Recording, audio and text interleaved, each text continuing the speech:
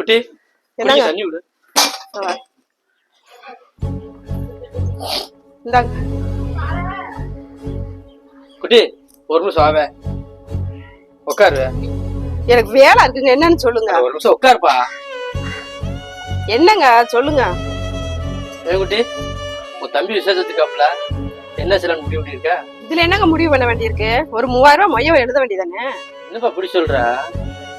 நீ மட்டும் பிள்ளைக்கு மொட்டை எடுக்கணும், காது ஊத்தணும், சடங்கு வைக்கணும்னு சொல்லி தாய்மாமி சரி அப்படி சரி இப்படி சரி முண்டு கேட்டு போட்டு வாங்க தெரிஞ்சு.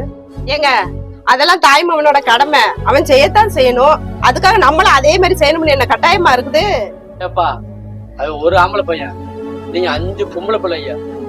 அவன் உங்களுக்காக தான் படிப்பை விட்டுக்கிட்டு வேலைக்கு போய் சம்பாரிச்சு அன்னிலிருந்து இன்னைக்கு வரைக்கும் உங்களுக்கு செய்ய வேண்டிய செய்முறை எல்லாத்தையும் செஞ்சுக்கிட்டு இருக்கான். ஆனா நீங்க 5 பேர் சேர்ந்து அந்த ஒத்த பையனுக்கு நல்லா சேர்ந்து உங்களுக்கு தோணலையா? ஏங்க என் அக்கா தங்கச்சி எல்லாம் 1000 2000 தான் மொய் செய்யறாங்க, நம்மளாவது 3000 செய்யறோம்ல, அது போதாதா?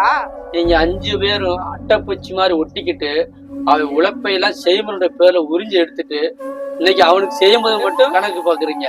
என்ன இங்க இருப்பா, அவங்க எவ்வளவு செய்யறாங்க இவங்க எவ்வளவு செய்யறாங்க மத்தவங்க செய்யற பாக்குற விட்டுட்டு உன் மனசுக்கு என்ன செய்ய தருதோ அதை செய்ப்பா. ஏப்பா அந்த பையன் என்ன கஷ்டப்பட்டாலும் உங்க 5 பேருக்கு செய்ய வேண்டிய செய்முறை எல்லாத்தையும் புகழாம செஞ்சுட்டு தானே இருக்கான். ஆனா நம்ம இன்னைக்கு ஓரளவுக்கு நல்லா தானே இருக்கோம். அவனுக்கு செய்யறதுக்கு என்னப்பா இருக்கு, நல்லா செய்யலாம்ல.